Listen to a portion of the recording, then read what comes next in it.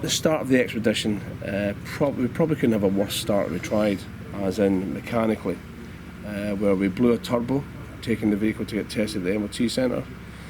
And once we got that repaired, we happened to have a spare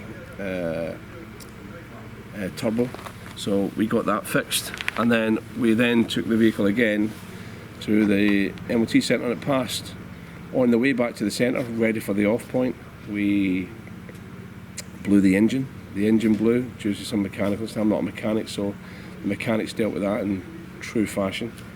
I have to say, the mechanics, without the mechanics you wouldn't have an expedition. And now the mechanics we've had, with Mac leading the team, Stuart McIntosh that is, leading the team of mechanics, some of the guys who are veterans who are taking part in the expedition with PTSD, they are some of the mechanics that have been just, I suppose in a way, the fact that they were thrown into the deep end straight away, working mechanically on the vehicles, broke down any barrier straight away because they did what they could, they understood, and they straight away became part of the team because they worked their backsides off trying to get everything started. Managing the expedition after that, we had some other mechanical issues, which kind of, if we hadn't been careful, heads would have went down. And that's not to say heads haven't been down at some period. We are dealing with guys with mental health, but it's how we as a team manage that and how we bring people through when they are feeling down and rallying around them when they're feeling down and maybe doing some positive talking with them as we're driving the vehicles.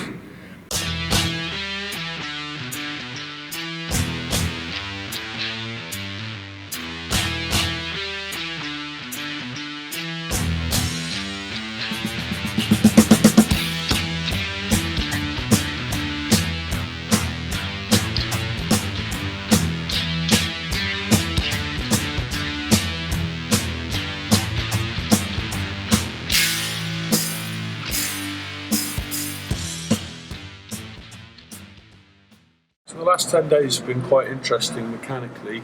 We've had incidents with various bits on various vehicles because of the time factor that we had in the build.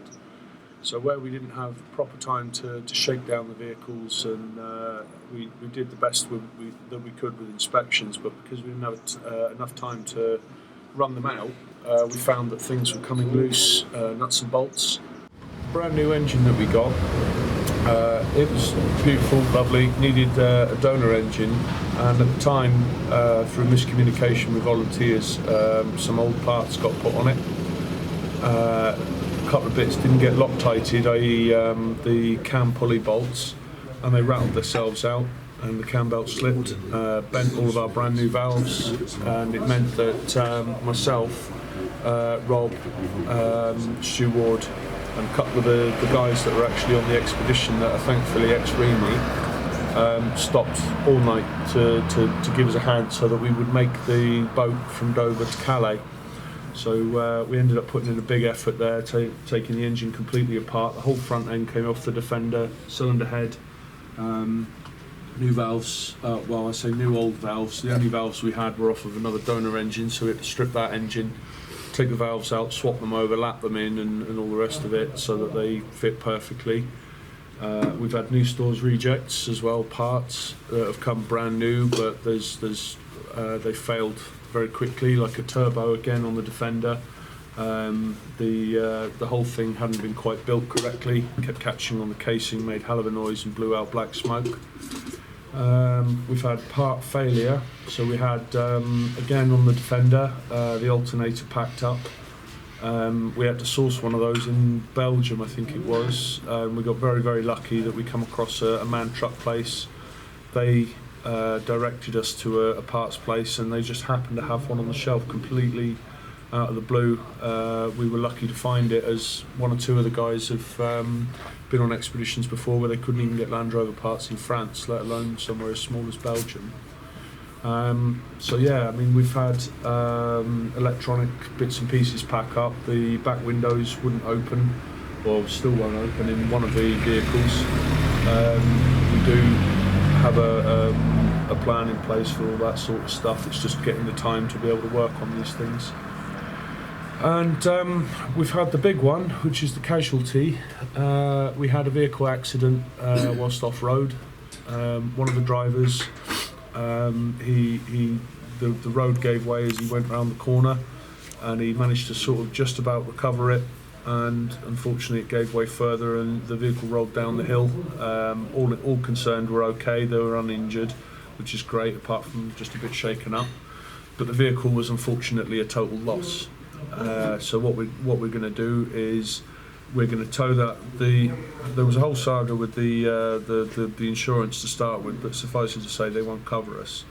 So what we're going to have to do is we've spoken with some locals who are very, very friendly, ex-Bosnian army, and they love Brits.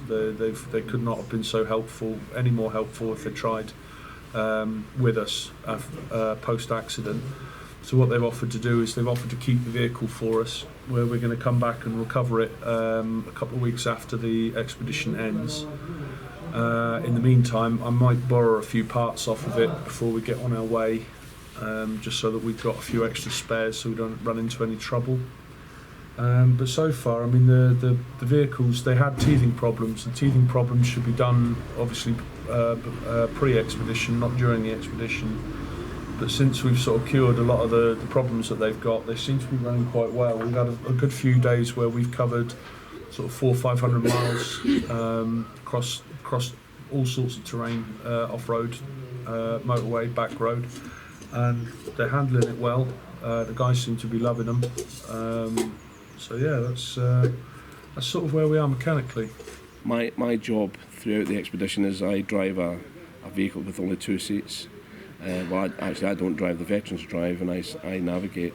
But throughout that journey, I can start to talk to the veterans and start to kind of reframe how they feel about themselves, and that's been very positive throughout the expedition.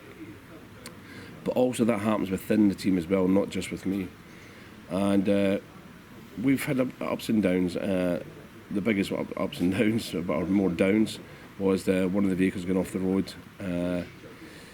How did I feel about that at the time? Our first thought was that we wanted to make sure everybody was safe, and once we knew everybody was safe, we formulated a plan very quickly. If I'm honest, the training from the military kicked in. Everybody took up a job and they got on with that job, even if that was just carrying kit up a hill, because the mechanics are the experts. We first had to right the vehicle, it was on its side. We had to right the vehicle, so that was our first job. We'd probably come down a 75-metre very steep slope. The track gave way inside of the vehicle, and the vehicle kind of tumbled down the hill. It rolled about 6 times. So we were very worried that could have been bad, because it was in a wooded area. At first I knew about it myself, as I could hear the vehicle tumbling down the hill. I was 2 vehicles back, and I could hear the tumbling down the hill. When we got to the site of where the vehicle rested, everybody was out of the vehicle by that time, and I have to say there was a Bosnian local who was quicker down the slope than we were, and he scythed the route to the vehicle to help us get in there. Then it was a case of assessing the situation, and I have to say I'm proud of every member of the team and the way they all came together to make it work. We tried to self-recover the vehicle back up the 75-metre slope, but that proved to be fruitless, because we just couldn't get traction up the hill. So again, the locals walked us down through this a field, which was again a very steep slope, and we managed to drive the vehicles down. Obviously the damaged vehicle just rolled down, and we recovered the vehicle that way. We were then towed the vehicle to a local village, where the whole village turned out to see us and to spend some time with us and to make us comfortable. Somebody gave up their own house for us to use. We had 2 houses that we could use, so everybody had a bed for the night. We've had to stay here 2 days to kind of adjust what we're going to do and formulate a plan. And now that we're 1 vehicle down, the plan is to send 3 of the team on to Athens, where they will wait for us, and we will then drive the route with the other 3 vehicles, and we'll meet them in Athens. From there, the plan is to get us across to Italy, from Patras to Brindisi. There we will hire a vehicle and drive to the Switzerland border, so Italy-Switzerland border, where another member of the team that's back in the UK is going to join us with his own vehicle, and the 3 guys will join in that vehicle there. So we only need to hire a vehicle for one part. So the whole village of Parsavici, which we're in just now, so it's just basically a small hamlet, the whole village came out, and you can see the premises behind me. That's where we've been sleeping for the last 2 days. I have to say the Bosnians couldn't be more friendly if they tried. They've went out of their way to make us welcome. Literally everybody from the village has come out to see us, and to try and help us. And we can't speak highly enough about the Bosnians for that. So thank you, all the guys here. So the plan's set and we're going to move on. Heads aren't down. It's all about how you deal with situations, and everybody's in good spirits. We have got a bit of D&V going on just now, which is a bit of a concern. A couple of guys are suffering this. I think we've 3 go down so far. But we are assessing that too, and we'll make a plan for that as well. So all in all, it's been really good so far. Some of the countries we've seen have been absolutely stunning. I think Slovenia is probably my favourite so far on this journey. It's been absolutely stunning. Before the expedition, I wasn't feeling too good actually, mental health wise. I wasn't actually going to come, basically anxious about coming, and I was actually not going to come. Since I've come along, I'm actually come a long way. I've come off my sleeping tablets. I've been able to sleep for the first time in 15 years, well actually over 15 years without tablets. I'm feeling a lot better myself. I'm with a culture that understand me, and I'm feeling safe and good. We're 2 weeks into the journey now, into the expedition, camping, off-roading, and it's been good. For me, I'm getting back to who I was, getting back to Morris, and getting back to the man I used to be. So it's been good. Yeah, due to the accident, I'm going to be going to Greece with another 2 members of the team, where we're going to formulate a plan, regroup, and meet together in 10 days' time with the rest of the team. We're looking at going to Italy and sourcing a vehicle in Italy, and then continuing the rest of the expedition. This is what we're going to be doing now. 3 of our guys are going to get a flight from Sarajevo to Athens, where they will wait for us there. The rest of the team are going to carry on with the journey. We're just waiting for the damaged vehicle to be towed back to where we are in Parsavici, and then we are going to head off through Montenegro and Albania and back into Greece, or into Greece should I say.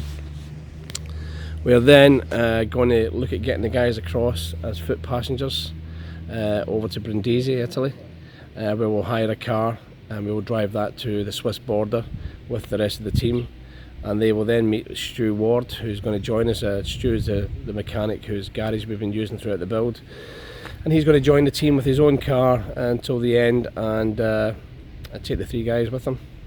Okay, this one's more of a personal update about how I'm doing.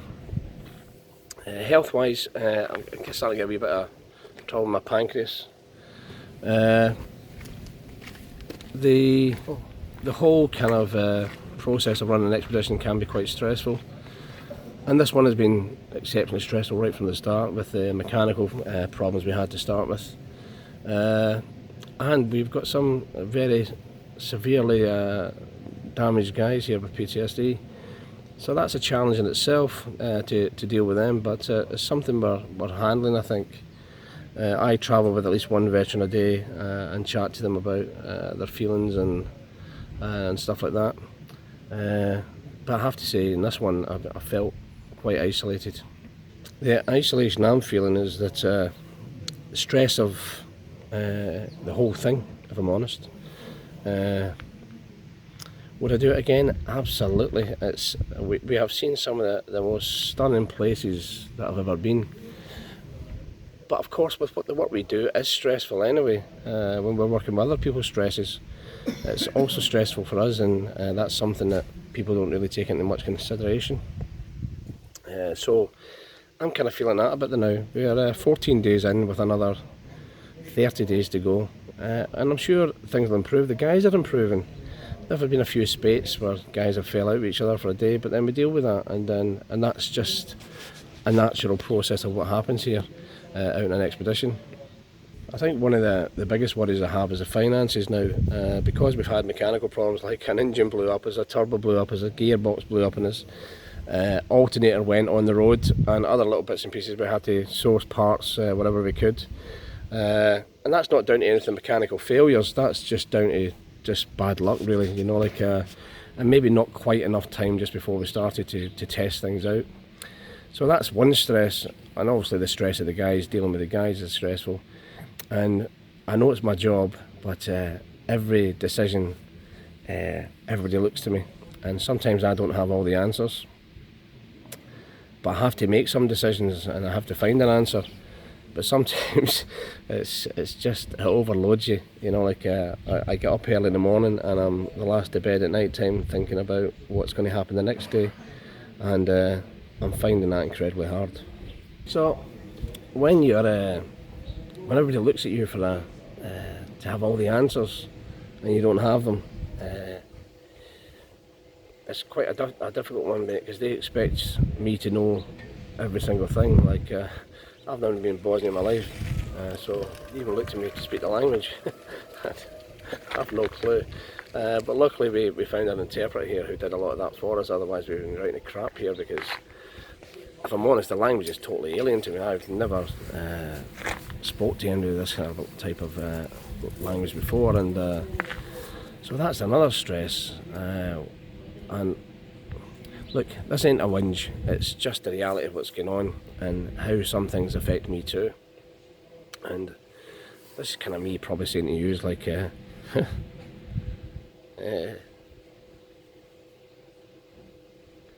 maybe need a bit of help, huh?